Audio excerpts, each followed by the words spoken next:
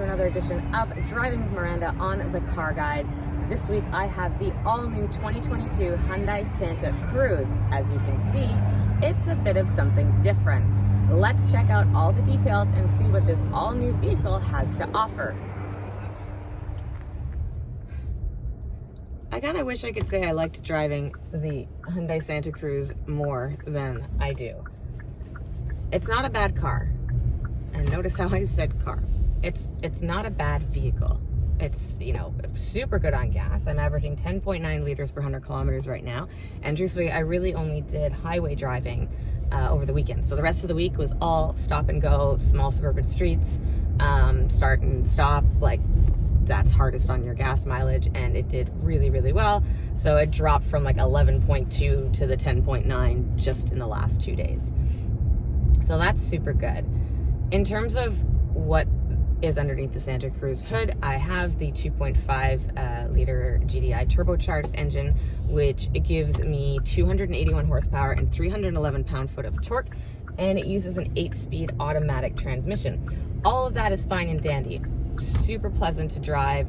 Transmission is really smooth. I even have paddle shifters if I really want to use them. Truthfully have not. I also have a couple of different drive modes. I have normal, I have sport, and I have smart. So sport obviously beefing up the throttle response and making everything a little bit peppier, and then smart obviously being better in terms of fuel efficiency and keeping everything kind of saving you money at the pumps, which is definitely what you want to do right now. I also have the terrain responses, so I had the ability to change it from snow, mud, and gravel, I believe are the 3 options. Now here's where it gets a little bit not so good for me. So I decided, because Hyundai touts this as a sports activity vehicle, an SAV, and they've also branded it the first SAV in Canada, or I saw a headline on one of their websites that said that. And that's actually not true. So years ago, when BMW first brought the X6 out, and I'm pretty sure I'm right on this, they called it an SAV. And they may still call it an SAV, or at least one of their X models is a sport activity vehicle, not an SUV. Plus there are a couple of other manufacturers who have used that term before. So Hyundai is maybe a little bit late to the game. Anyways, that being said, I took this SAV to my parents' farm after Halloween because we had pumpkins and I wanted to feed the deer. Now, to prevent the deer from coming up onto the actual farmland where their animals are and potentially close to the road, we decided we're going to bring the pumpkins all the way down to the end of the field to where the wood line starts, where the deer is, where you see them cross the field, closer to the trees, obviously, where they're nice and safe and secure. So we throw the pumpkins in there and voila, they get a snack and the pumpkins don't go to waste. So I had them all thrown in the bed of the Santa Cruz, which, by the way, is not exactly the most practical. It's not a big bed. It's kind of like a glorified trunk. It does have a really nice hard cover, though, that is super easy to roll back and forth, which is nice to have, especially, in our inclement weather. You never know if it's going to rain or whatever, and if you do have something stored back there, it's nice to know that it is covered, safe, and secure. So, pumpkins are back there. Great. Open up the fences, start my way down the field, and I had set it to mud, just in case, kind of where the horses are. It's a little bit muddy, didn't want to get stuck. And already it felt unsure at the very beginning of our journey, and we had a good, full length of a field to get down, and the field is not overly bumpy or rocky, or it's actually quite smooth. I've taken the Defender down there. I had the Ram TRX in there and felt perfectly fine. The Defender was like it was on a smooth road. The Santa Cruz, however, felt a little bit like I had taken my father's Jetta to the bottom of the field. There's not a lot of ground clearance on this thing, and while I can change the terrain response, I can't fiddle with the suspension or the height on this. And that's where, for me, it loses a couple of brownie points. This is very much a car. Getting in and out, I don't have to step up or grapple or get anything. It's like I'm getting in a regular Tucson or Santa Fe. Even the Santa Fe I feel would feel a little bit higher than this one. So it's low, and the transfer case underneath, like everything hangs lower, and it's got a lot of stuff that'll get hooked on, I don't know, rocks or branches or dirt or mud or piles of stuff, and I just wouldn't feel comfortable. I know this isn't an off-roader, and don't come at me in the comments. I'm not saying that it's supposed to be, but I'm saying if they tout it as a sport activity vehicle and it's got the look and capability of a pickup truck, then it should be able to do pickup trucky things. And to me, that's taking my old pumpkins to the bottom of my parents' field in the country and not having to worry about, getting moored on a bit of mud or bottoming out and ripping something out from underneath. So this is very much a city sport activity vehicle. And even at that stage, you're not going to fit stand-up paddle boards in the back. You could probably fit a couple of skis, snowboards in the back, provided they're not, for giants, because again, the length of the bed is not long. And the back window, it's only a small opening, so you couldn't even really put maybe skis, but a snowboard definitely wouldn't fit through there. It's a very small middle window that slides open. Inside, space-wise here, feels normal to me, feels like a regular car, not even an SUV. It's not large in here. I actually quite like that it's nice and compact here up front. I like the design of the front dash, the cockpit, everything is very kind of snug and contained. I like that in a car. I've got a huge, really nice 10.5-inch touchscreen here. I will have one more thing to gripe about. Sorry, Hyundai. There's no knobs. Like nothing. I can't turn anything. And for like the volume, I can either do like the little touch thing and like rapidly fire or try and hold my finger in the right place, or on the steering wheel I have a little thing, like a little knob or flicker thing that I can again go through if I really need to get the volume up or down quickly. I don't want to have to struggle with that. Just want something that I can turn fast. Same for the heat, for the fan. I can't turn or scroll anything. I have to like gently, everything's touch screen, which looks beautiful and it's stunning and it's really nicely designed. But I just want a button or a knob. That's it. That's really all I ask for. Everything else is at hand though. Love it. I like the digital gauge cluster. I think it's very modern and I love the colors. I think it's super cool that the same feature that's in the Genesis vehicles, where if you put your turn signal on, you get a little camera image that displays what your side mirror can see out the side. So it gives you that extra blind spot view, so you really can't mistake or not see anybody, and you get that in the gauge cluster. So either the RPM gauge gets turned into a camera, obviously if you're turning right, or the speedometer gets turned into a camera if you're turning left, and then both of their numbered information will show on the top. So you don't lose out your speed, you don't lose out your RPMs. They're there, it's just you get the little picture-in-picture, and then the numbers are there. So it's a pretty cool design. Thankfully, I have buttons for my heated and cooled seats as well as my heated steering wheel. Super good feature for where we live. We're gonna need it soon. Actually, I've already used it this week. I'm not gonna lie. I hate the cold. Decent sized storage here in the middle. And like I said, the back seat, pretty normal. My child, who is officially a giant, 4'10" at 9 years old. Just think about that. He was all right back there, had plenty of legroom. The only thing he didn't like was the angle of the window in the back seat.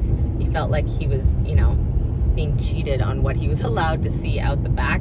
So it's a bit of a smaller window back there, and the door opening is not very wide. It doesn't swing open. The rear door kind of stays. You feel like it should go further, but it stops.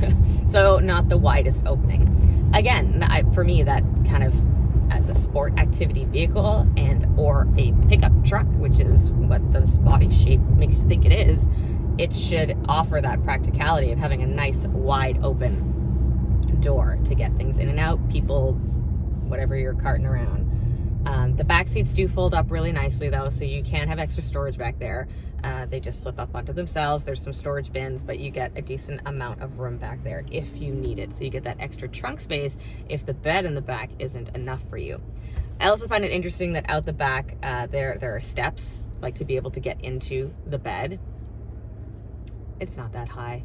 I wouldn't even need those steps. Like I could just kind of put my knee up on the bed opening and like when the tailgate's down and get up from there. It's not really necessary.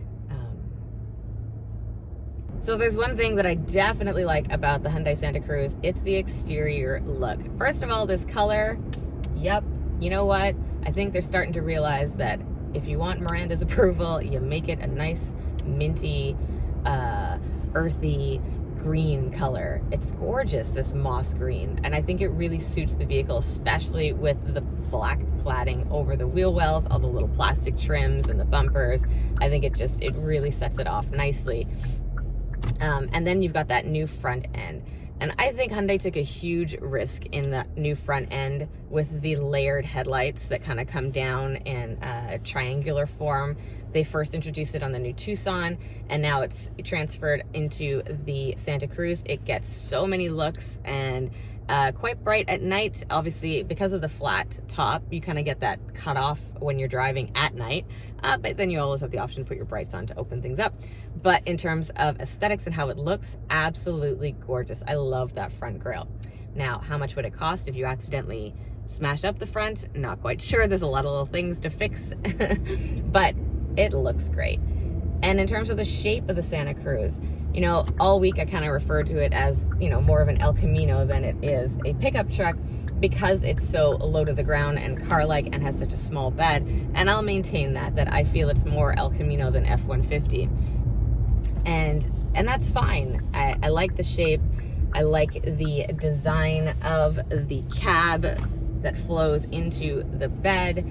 And what I find kind of cool too is that kind of hidden along the outside of the Santa Cruz, you've got a little baby Santa Cruz elements, like little pictures, little cartoony versions of the Santa Cruz, kind of like over the wheel well, in the back bumper, a la Jeep, I guess, where you could find your hidden Jeep Easter eggs type thing.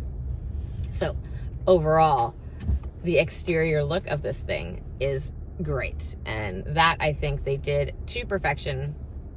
They really took their time to think about how to make this vehicle appealing, even maybe to somebody who wouldn't necessarily want a vehicle that had an open bed or a bed available.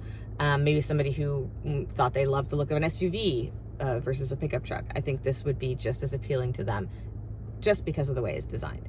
So while I think Hyundai has a pretty cool product here, and I understand what they're trying to do to appeal to a different part of the market, what I don't think they're going to get are conquest sales, especially not when Ford comes out with their Maverick. Now, the Santa Cruz starts at about $40,000. That's for the base version. I think their top trim level is $44,995 or close to $45 or $46.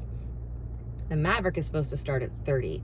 So right there, they've hurt themselves in terms of, you know, if they want to kind of steal those Ford F-150, Ford Maverick sales, because I think that the Maverick is the closest to this in terms of size and capability.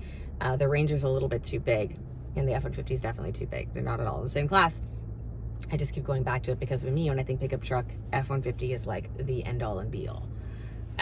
So even the Canyon, I think, is a little bit bigger than this, so Colorado.